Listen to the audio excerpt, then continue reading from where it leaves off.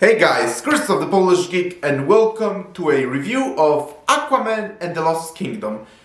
And I am actually very surprised to say it, but I ended up really enjoying the movie. It's probably the best DC Cinematic Universe movie of the year, and yeah, I'm very shocked to say this.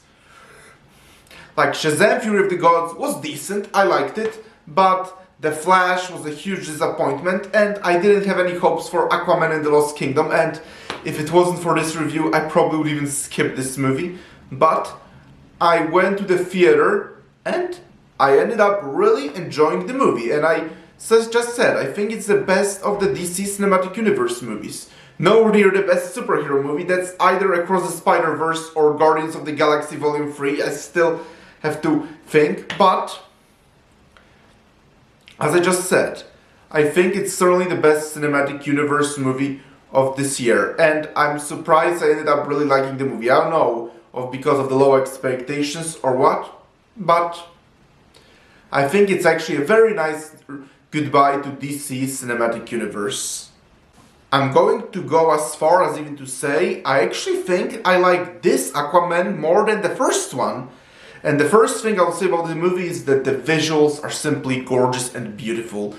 Like the ocean visuals, for example, are feast for the eyes. And even the CGI in this movie looks pretty good. And I generally tend not to be a huge fan of CGI.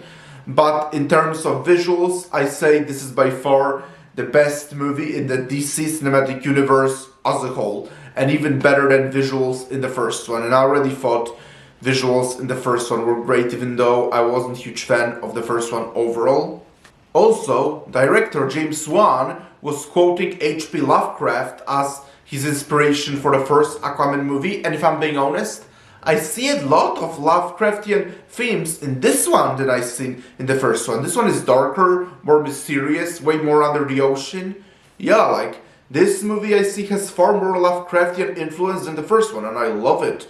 I really love Lovecraftian themes. The quote of H.P. Lovecraft that James Wan used, I believe, is, "For ocean is more ancient than the mountains and freighted with the memories of time." Something like that, I believe. And yes, I think Aquaman and the Lost Kingdom by far did this concept much better than the first Aquaman, which I honestly think didn't really do that all that much. The story of the movie is that Black Manta, who I thought was very underused actually in the previous movie, awakens some ancient power and becomes very powerful and seeks revenge on Arthur Curry, Aquaman. So Arthur teams up with his brother Orm. I mean, he frees him from prison because Orm was actually imprisoned in the last movie, and together they team up against Black Manta. And at first they hate each other because Orm blames Aquaman for the fact that, for taking his throne of Atlantis away from him. And then their interactions between each other are so funny and so cool, so organic and interesting, and I think their brotherly dynamic is by far the best part of the movie. Both brothers undergo some really good character development, and their relationship feels so natural, and I like how it's evolving and all, and how they both discuss their personal problems and all, and as well as learn more about each other.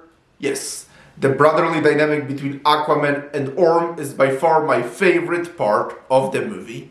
And another thing I liked in this movie was Black Manta. I always felt that the Black Manta was very underused in the previous movie. I thought he was really cool, but very underused. But I'm glad this movie finally used him to his full potential, and I really loved that. And I thought Black Manta overall was a really cool and badass villain, like he should be.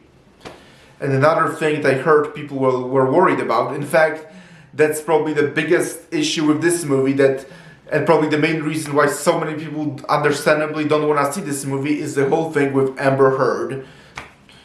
But thankfully she isn't much in that movie. While it is pretty obvious that a lot of her scenes were actually cut, but overall, I can't say she's all that much in the movie, which makes me happy, even though admittedly the few scenes she does show up, it is a little bit cringy.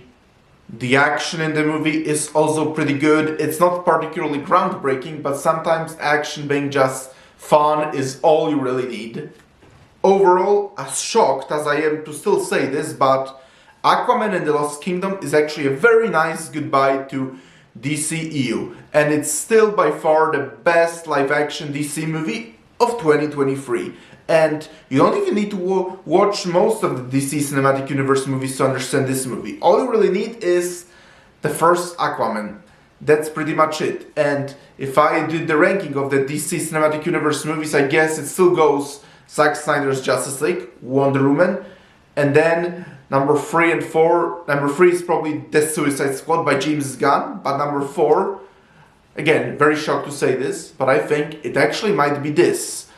Other than the few Amber Heard scenes, this movie was actually a really good time and a very nice goodbye to DC Cinematic Universe, and I will probably revisit this movie because I really had a good time as I was watching this. And thank you for checking out this video, and I might not make any more videos until after Christmas. I don't know, we'll see, but in case I don't do any more videos before Christmas, Merry Christmas to you all, and press the like button, please subscribe to this channel, and I'll talk to you soon in another video, either before or after Christmas, we'll see.